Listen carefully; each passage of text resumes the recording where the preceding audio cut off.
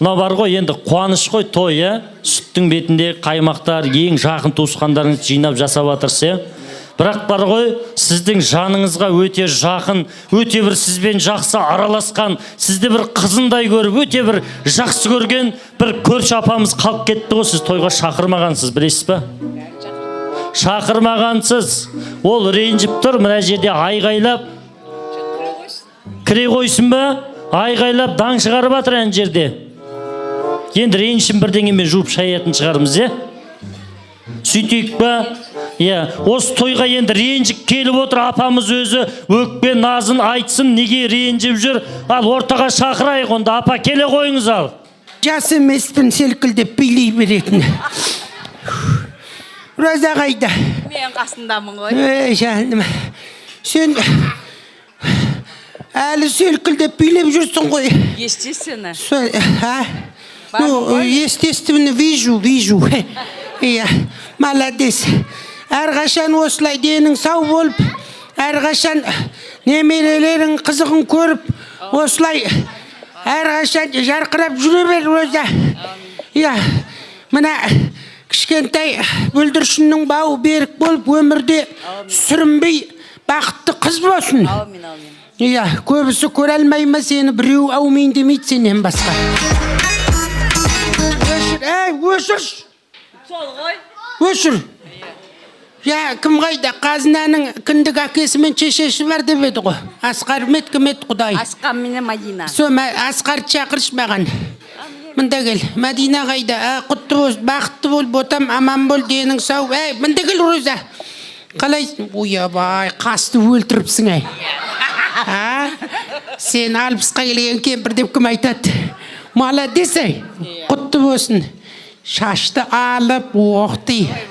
Молодец. Осылай жарқырап жүре бер. Әдемі боп жүр. Әр немерең дүниеге келген сайын жасара бер. Әр немерең өмір жас ұзақ болып, сенің қол қанатың бол. Дұрыстап тұршы, кім? Мадина жақын тұр. Жақын тұр. Жырпылдатпай тұршы. Бұларға да оңай емес, қайта-қайта бір тесікке қарап жүрген. Ал енді мына үлкен кісілер құтты болсын, немерелерің. Құдалар, сен әкешің осы жерде ме? Қайсысы? Құтты болсын, құдалар. Құданың үйінде тек жарқыраған той болсын. Осы үйге тек тойға келіңдер. Бәрі оң болсын. Асқар, мына кіндік қызыңның өмір жасы ұзақ болсын. Кіндік қызың ұлың көп болсын. Өзіңнің ұл қызың көп болсын.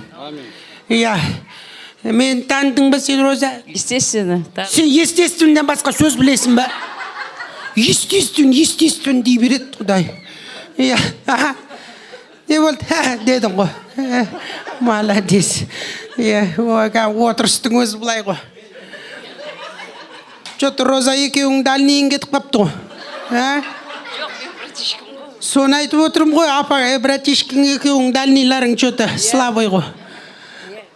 Или сенің перегарың, мен тұншықтырып жатыр. Ал құтты болсын. Бәрі, мына қазына, жаным, қазынаның тілашар тойына келіңдер. Мектеп бітірген тойына келіңдер. Общем, қазынаның той көп болсын. Атына заты сай, осы әулеттің қазыналы қызы болсын. А сен қазыналы қарты бол. Қазыналы әжесі бол. Құтты болсын. Менен Асқар маған бір салфетка алып берші. Ой, мына поняткасы мықтай мына жігіттің. Малады. Красавчик. Жаным. Қап-қара адамның қып-қызыл болған бір түрлі көне. Розочка, мынаны ұсташы жаным. Үйде алтын қалды ма, бәрін салып алыпсың ғой. Ой, Алла. Молодец. Үші алтындарының бәрі жіңішке емес қой, дәу. Ұста, Мадина. Асқар, мына біреуін ұста. Бұлай ашасын, Асқар.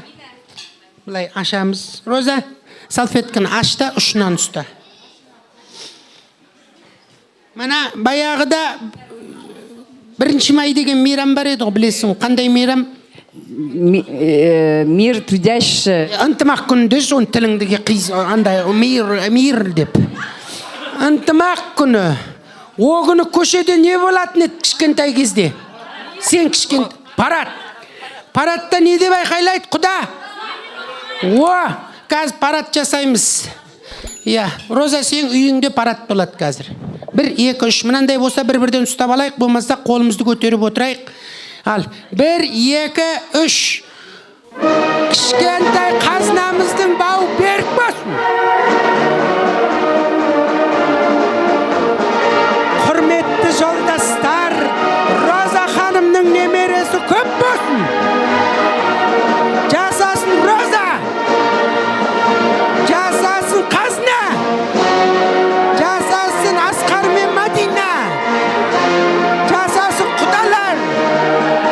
Жасасын нағашылар. Жасасын достар. Жасасын Розаның подружкалары. Жасасын Розаның туыстары. Жасасын құдағилар. Жасасын Асқар мен Мадинаның достары. Жасасын қазына. Жасасын қазына ауыл қай жерден? Қаскелең. Жасасын Қарасай ауданы. Жасасын Алматы облысы. Жасасын Алматы. Жасасын Қазақстан Республикасы. Жасасын Тоқай. Өш. Политикаға кірмек қойайық. Құрсын политика. Маған берші, политикаға кіргендер шетінен қораға кіріп атыр. Бітеміз. Қолың, мына, мына қолың. Бұлай, енеңнің қолынан ұста. Енең жақсы көресің бә? Жоқ деп айтып көр. Мадина, мамканың қолынан ұста. Көтереміз қолды. Осы қазынаның кіндік әкесі мен шешесіне, апасына, осы әулетке не тілейміз? Бақыт. Мы желаем что?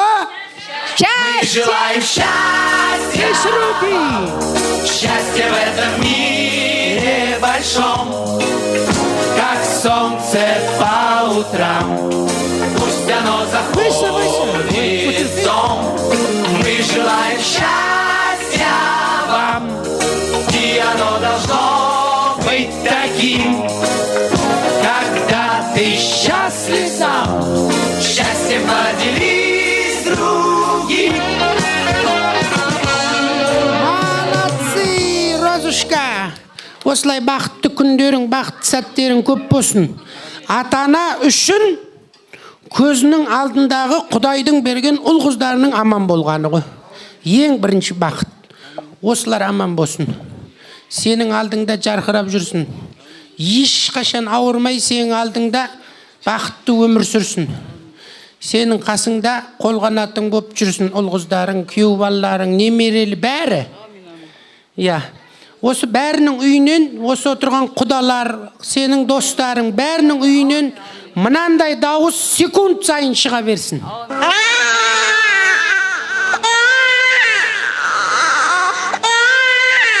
Ұлы жоқтар ұл сүйсін. Қызы жоқтар қыз сүйсін. Екеуін сүйгендер бірден егіз сүйсін. Болды. Құдай қаласа осындай. Мадина бір стулья алып берші. Бір стулья берші кім балам. Болды, Мадина бар. Мынаны ұстай тұр. Розушка, отыр. Отыра тұр. Мадина, сен отыра бер орныңа. Осы залда неше келінің, неше күйеу балаң жүр? Ағайын келін ба, туған келін, разница жоқ. Родной күйеу балам. Ас екен көріп тұрмын. Келін, кім? Кел шақырсайшы. Аты кім? Жен келін. Атын айтсайшы. Ой, аты Лаура. Құралай, айта. Құралайдың атын білмейді ғой мына. Потом Келін Паша. Үйғырдың келін. Паша қайда? Паша келсей бер. Пашка. Пашка, сен шын атың кім ай? Шыныңды айт. Оның мағынасы не? Паша қыз дейді. Көршің корейсіз бе бірдеңе болған ау деймін. Иә, Азыка кел, паша қыздың қасында тұр. Сосын, кім? Лаура кел, Құралай кел. Болды, жетеді. Паша қыз, сен мына келіндердің қасына тұр. Лаура, осылай. Так, Лаураны қанша жылдан бері танисың? Почти 10 жылдай болып қалды. 10 жыл. Құралайды шы? Құралай 20 жыл. 20 жыл. Пашаны шы? Пашады бір почти 15 жыл болды. Асқарды шы? Асқада 12 жыл болды. 12 жыл. 20 жыл. В общем, 20 мен 10-ның арасы. 20 мен 10-ның арасы. Осы төртеуі сол 10 жыл мен 20 жылдың арасында сен туралы не ойлайтынын білесің ба? Жоқ, білмеймін. Білгің келе ма? Давайте. Бәсе, ішің қайнап жатыр ғой. Так, Құралай, сен жасың үлкен ғой, бірінші тұр. Одан кейін Пашка, сен үшінші тұр. Өзің орныңды білсейсен. Құралай, 20 жылдан бері Розаны не деп атайсың? Апа деймін. Қалай? Балалар, қалай атайсың? Апа деймін. Апа. Пашка, сенші? Апа деймін. Арасында Роза деп ұрат шығарсың. Шыныңды айт енді, шыныңды. Құдай көріп тұр, Паша. Роза апа деймін. Одан да Роза дейсің атың ба? Лаура, сенші? Апа деймін. Шыныңды айт, көзің күлімсіреп тұр ғой. Арасында ашуланғаның кезде ана қатын деп ұрат шығарсың. Так, Асқар, сен не деп атайсың 12 жылдан бері? Мама деп атаймын. Молодец. Мына мамалатып, аналар не мамалатпағансың? Ана үшеуін мамалатайын ба? Ойна алкам. Иә, молодец. Дұрыс қой, енді бұл қызын алып отыр. Дұрыс, Асқар, мама деген дұрыс. Ана біреулер бар, тәте, әпше деп қуады. Тымдағымайды. Сен келіншегің, сен мама десу, онда тұрған не бар? Одан тілін қисайып қалмайды, оның ештеңе несі жоқ. Мысалы, Роза жоқ кезде бір жаққа кетеді ғой, енді жолдастарына кетеді. Сендер өздерің ана бір абысындар шай ішіп отырған кезде мына кісі жоқ. Өз үйінде. Мысалы, Пашаның туған күні. Өздерің келіншектер жиналып атсыңдар. Когда ана дома нету, қалай атайсыңдар жоқ кезде өзара, между собой? Апа дейміз сонда да. Апа деймін. Немене айқайлап тұрсың маған?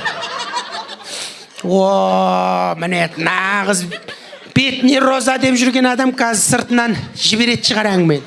Апа деймін. Лаура? Апа. Қойсайш. Қой. Шын. Өзің жоқ кезде не дейсің? Мама деймін. Қой. Мадина, сен мамаң деп ұрасың ғой, шыңды айтты. Енді болады ондай кез. Болады, рас қой, енді дұрыс.